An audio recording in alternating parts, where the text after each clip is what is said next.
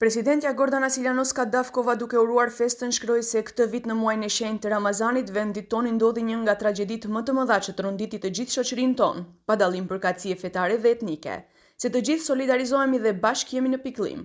Ajo foli edhe për lëvizjet gjeopolitike në botë dhe tha se jemi të brishtë në shumë sfera të shoqërisë.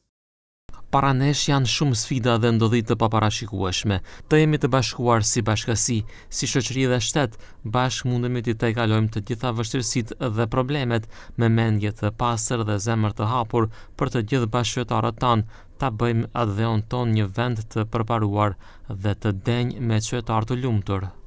Kryeparlamentari Afrim Gashi shkroi se Ramazani na mëson se agjërimi është rruga drejt pastrimit të shpirtit dhe se çdo ditë është mundësi për zbatimin e vlerave të sinqeritetit, dashurisë dhe respektit të ndërsjellë. Pas mbarimit të muajit Ramazan, të jemi me zemër të pastër dhe më të gatshëm për të ndihmuar të gjithëve që janë në nevojë, të kontribuojmë për përforcimin e bashkësisë, tolerancës dhe harmonisë shoqërore.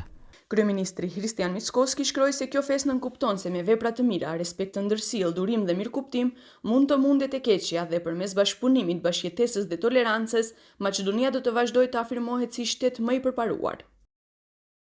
Të gjithë bashkë mundemi të ndryshojmë sistemin i cili një kohë të gjatë i la qytetarët pa drejtësi, dinjitet dhe mundësi të barabartë. Këtë përgjegjësi e mbaj para të gjithë gjeneratave të tanishme, por edhe të ardhshme, të ndërtojmë shoqëri me mundësi të drejta, njerëz të lirë dhe institucione të fuqishme, vazhdojmë të ndërtojmë Maqedoninë dhe bashkë të krijojmë kushte për të gjithë.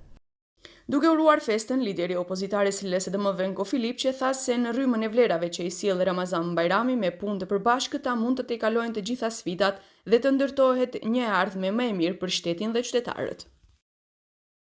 Maqedonia e Veriut është shembull për bashkëjetesë dhe respektim të diverzitetit dhe pikërisht kjo e bën më të fuqishëm dhe më të pasur, andaj kjo festë le të jetë të kujtesë se me respekt, ndihmë të ndërsjellë dhe përkrahje mund të ndërtojmë një shoqëri më të drejtë dhe më të barabartë për të gjithë.